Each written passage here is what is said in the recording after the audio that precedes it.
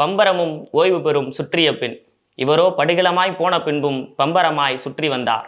எரிமலையாய், சுடுதனலாய், இயற்கை குத்தாய், எதிரிகளை நடுங்க வைக்கும் இடியொலியாய், இன உணர்வு தீப்பந்த பேரொளியாய், இழிவுகளை தீர்த்து கட்டும் கொடுவாளாய், இறைவனுக்கே மறுப்பு சொன்ன எங்கர் சாலாய், எப்போதும் பேசுகின்ற ஏதென்ஸ் நகர் சாக்ரட்டிஸாய், எம் தந்தை பெரியாரும் வாழ்ந்திட்டார் என்று சொன்னார் முத்தமிழறிஞர் டாக்டர் கலைஞர் அவர்கள். தந்தை பெரியார் இறந்து இன்றைக்கு 50 ஆண்டுகளை கடந்துவிட்டது. தந்தை பெரியார் சுயமரியாதை இயக்கத்தை தொடங்கி 100 நிறைவு வெற்றி விழாவையும் கொண்டாடிவிட்டோம். இன்றைக்கும் தந்தை பெரியார் நமக்கு தேவைப்படக்கூடிய ஒரு கருப்பொருளாக, ஒரு தத்துவமாக, ஒரு சித்தாந்தமாக இன்றைக்கும் நமக்கு தேவைப்பட்டு கொண்டே இருக்கிறார். தினம் தினமும் நாள்தோறும் செய்தித்தாள்களாக இருந்தாலும், விவாத நிகழ்ச்சிகளாக இருந்தாலும், அரசியல் கட்சிகளாக இருந்தாலும் தந்தை பெரியார் என்கின்ற அந்த ஒற்றை பெயரை ஒலிக்காத ஒரு நாள் கூட இல்லை என்று சொல்லலாம்.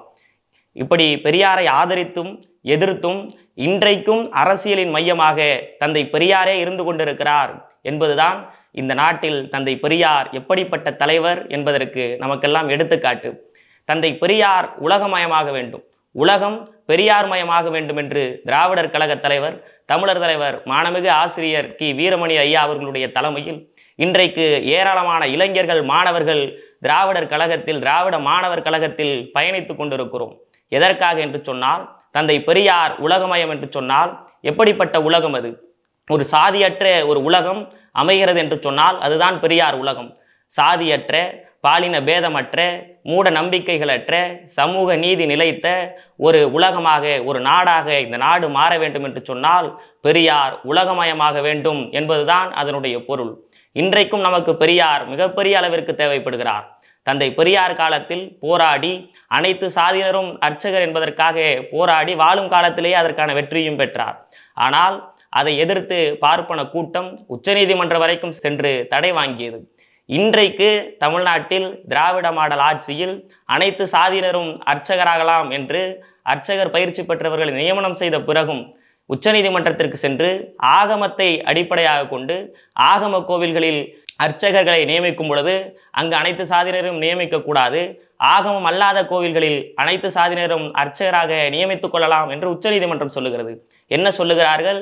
ஆகமத்தை பின்பற்ற வேண்டும் என்று சொன்னால் தீண்டாமையை பின்பற்றி இந்தந்த சாதியினர் தான் ஆகம பின்பற்றக்கூடிய கோவில்களில் அனைத்து சாதியினரும் அர்ச்சகராக கூடாது என்று உச்சநீதிமன்றமே இன்றைக்கும் சொல்லுகிறது என்று சொன்னால் தந்தை பெரியார் நமக்கு இன்றும் எந்த அளவுக்கு தேவைப்படுகிறார் என்பதை நாம் புரிந்து கொள்ள வேண்டிய தேவையில் இருக்கிறோம். இன்றைக்கு ஆணவ படுகொலைக்கு எதிராக தனி சட்டம் இயற்ற வேண்டும் என்று நீண்ட நாள் கோரிக்கை வெற்றி பெற்று சுயமரியாதை இயக்கத்தினுடைய 100 நிறைவு விழா மாநாட்டில் தந்தை பெரியாருடைய அந்த வெற்றி முழக்கமாக தமிழ்நாட்டில் ஆணவ படுகொலைக்கு எதிராக தனி சட்டம் இயற்றப்படும் என்ற அறிவிப்பு நமக்கு வந்திருக்கிறது. இப்படி மிகப்பெரிய இக்கட்டான சூழ்நிலையில் சமூக நீதிக்கான போராட்டத்தை முன்னெடுக்க வேண்டிய காலகட்டத்தில் இன்றைக்கு உச்ச நீதிமன்றங்களில், உயர் நீதிமன்றங்களில் முழுக்க நீதித்துறையில் பார்ப்பனமயமாகிக் கொண்டிருக்கிற சூழ்நிலை இருக்கிறது. காரணம், உச்ச நீதிமன்ற, உயர் நீதிமன்ற நீதிபதிகள் நியமனங்களில் இடஒதுக்கீடு இல்லை என்பதுதான் இன்றைக்கு மிகப்பெரிய பிரச்சனை. இப்பொழுது போராட்ட ஆயுதமாக, அறிவாயுதமாக நாம் களத்தில் கையேந்தி போராட வேண்டிய தலைவராக தந்தை பெரியார் இருக்கிறார். இப்படி இந்த நாட்டை மானமும் அறிவும் உள்ளே நாடாக மாற்ற வேண்டும் என்று சொன்னால், சமூக நீதி நிலைத்த நாடாக மாற்ற வேண்டும் என்று சொன்னால், சாதி பெண்ணடிமை அற்ற, மூட நம்பிக்கையற்ற ஒரு சமத்துவ சமுதாயம் உருவாக வேண்டும் என்று சொன்னால் தந்தை பெரியார் நமக்கு இன்றைக்கும் தேவைப்படுவார், என்றைக்கும் தேவைப்படுவார், தேவைப்பட்டு கொண்டேதான் இருப்பார் என்பதை மாணவர்கள், இளைஞர்கள் புரிந்து கொண்டு களமாட வேண்டிய சூழ்நிலை இருக்கிறது. இன்றைக்கு பார்ப்பனர்களுக்கு மறைமுகமாக வேலை செய்தவர்கள் இன்றைக்கு வெளிப்படையாக பிராமண கடப்பாறை என்று பேசக்கூடிய அளவிற்கு வந்து விட்டார்கள். இப்பொழுது நம்முடைய எதிரிகள் மிக தெளிவாக நமக்கு கண்ணில் படக்கூடிய அளவிற்கு இருக்கிறார்கள். மாணவர்கள், இளைஞர்கள் நமக்கானவர்கள் யார் என்பதை புரிந்து செயல்பட வேண்டிய காலகட்டத்தில் இருக்கிறோம். பெரியார் நமக்கு தேவைப்படுகிறார்.